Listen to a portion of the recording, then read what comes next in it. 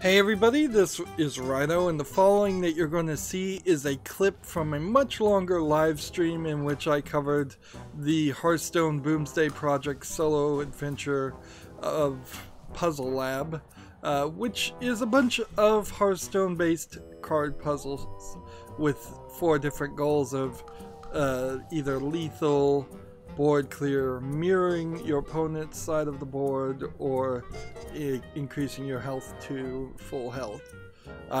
With the exception of the last handful of puzzles in the final tiers, I found most of these puzzles super simple, and because of that, I really don't feel like you're going to be very satisfied if you have to look up the solution, or if you do look up the solution without at least giving it a good 20 minutes to an hour. However, there are some that will undoubtedly confuse quite a few people, and that's what these solutions are for. Now, because this is a clip, it's just going to clip into the solution. You may not understand what I'm saying. I may get cut off, and that is fine. Remember, once you know the solution, you can't unknow the solution. So consider that before you watch too. And finally, I would ask that you like this video and subscribe to my channel. And when you subscribe to my channel, make sure you click the notification bell. Thank you. Here's the clip. I'll reset the experiment. I guess what I need to do is something like this, so I can attack here, attack here. Shadow step this back.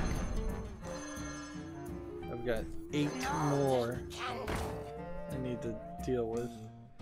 I see 6. 6 that I can do.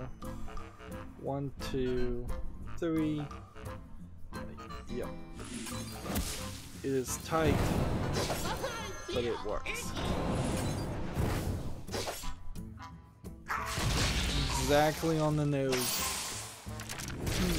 Slightly questionable if they could make many more puzzles. So that was the solution to that puzzle.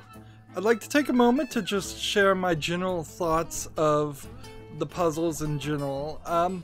For the most part, I found like lethal puzzles were the most difficult. On average, but it's not really difficult to get up to the 4th tier on any of the puzzles.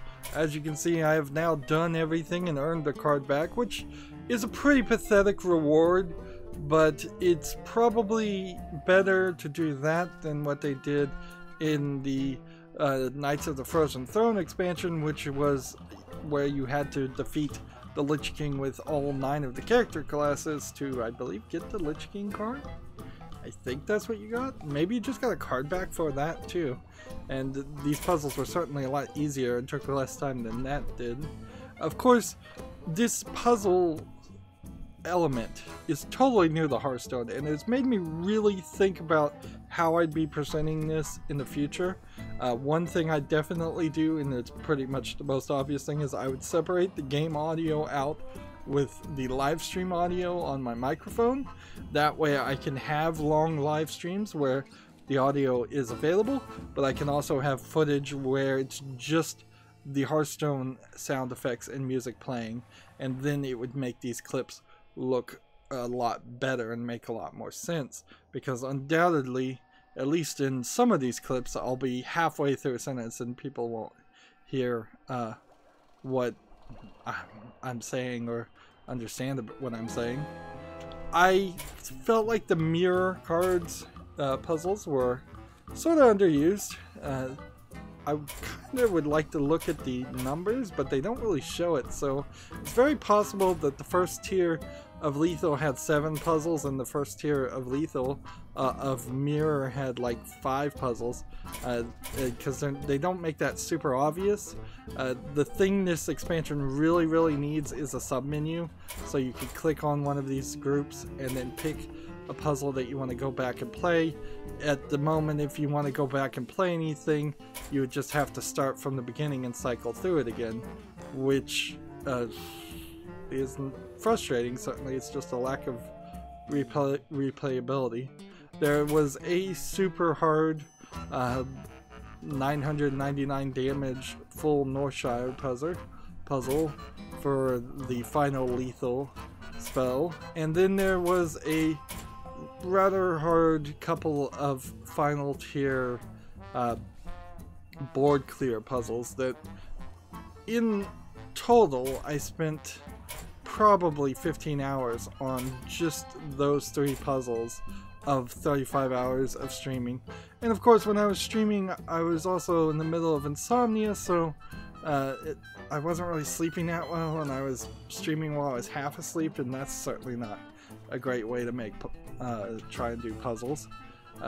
But also, it's kind of hard to pre-record that footage when it was brand new, as certainly streaming was the right way to go for my channel. I got lots and lots of subscriptions and views for it.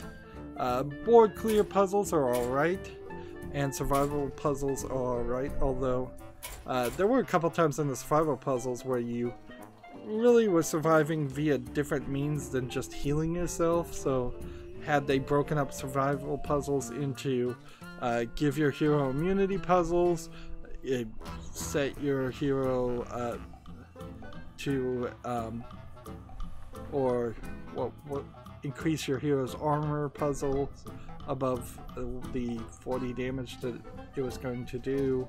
There was, I think, one other way that some of the puzzles had you do other things other than increase your health.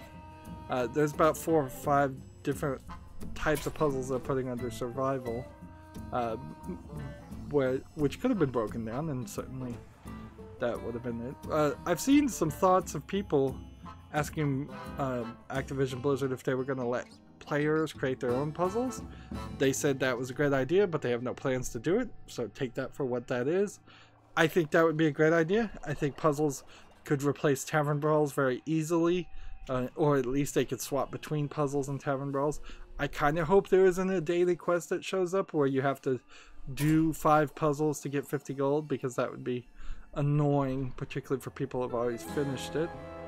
Survival puzzles were fine, and board clear puzzles were a little hard, and mirror puzzles were fine. I think lethal really stood at least a couple steps higher than in difficulty on average than any of the other puzzles. But there's also problems with a lot of the puzzles that were given in this expansion. They just didn't do a good job, in my opinion, of using cards that already existed. There's a bunch of cards from previous Solo Adventures expansions that have never been used in regular gameplay. They didn't bring any of those back. There's a lot of heroes that could have come back from the old Solo Adventures too. There's a bunch of cards that are wild that they really didn't play too much with any of those, and they really didn't play with the cards that are standard either. Instead, they introduced some cards that just don't exist in regular gameplay. So even if you solve a puzzle using a card, if the card doesn't exist, you've not learned anything, and that inherently gets to the problem with this puzzle systems. Unless Hearthstone decides to separate itself and redefine itself as this puzzle card game and ranked collectible card game in equal parts, these puzzles don't feel like playing Hearthstone. They don't feel like playing ranked, they don't feel like playing arena, they don't feel like doing a tavern brawl. Maybe some of the tavern brawls might feel a little bit like that. They also didn't feel like they really taught you too much as far as gameplay mechanics that people might be overlooking. Of course, I'm so far into this game, I've been playing it for so long, maybe it does teach some basic things that I'm just overlooking. But yeah, there's definitely some weirdness on the puzzles that they did make and how they made it.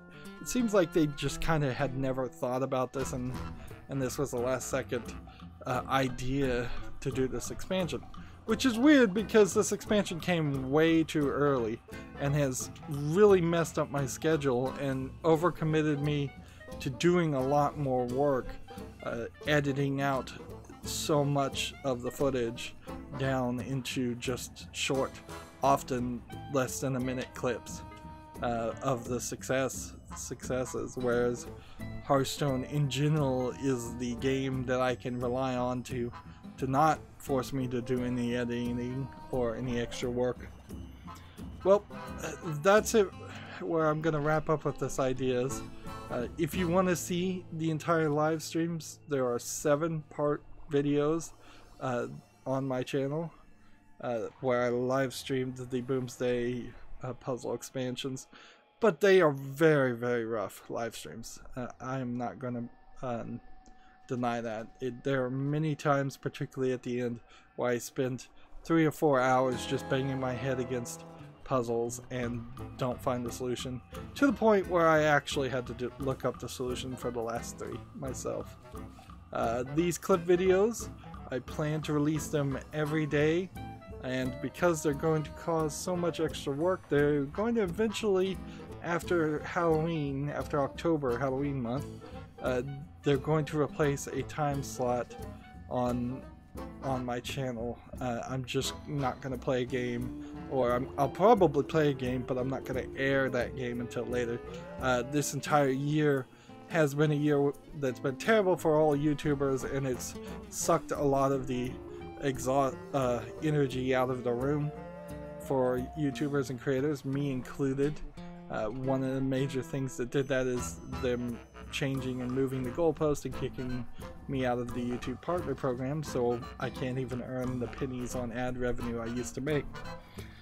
Anyways, that's where I want to wrap up. I end all my episodes the same way. I ask you to like this video, I ask you to share it with your friends, I ask you to comment, I ask you to watch every second of all my videos, because that tells YouTube's algorithm that my videos are worth watching. If you want to friend or follow me, which I would like you to do, there are links down below for Twitter, Facebook, Tumblr, Google+, Steam, and Battle.net. Yep, you can friend me on Battle.net so we can potentially play Hearthstone at some point. Also, if you want to support my channel, right now I'm asking people to friend me on Steam and gift me a game that way. Either you pick a game from my wish list or just a game you'd like to see me cover. If I do get a game gifted to me, it's going to be at the highest of priorities to cover. And if you don't want to pick, you can also gift cards through Steam. Or if you happen to have a Steam code through a different third-party site, you can just send that code to me through Twitter direct message. And I think that is it. So thank you for watching. Have a good evening.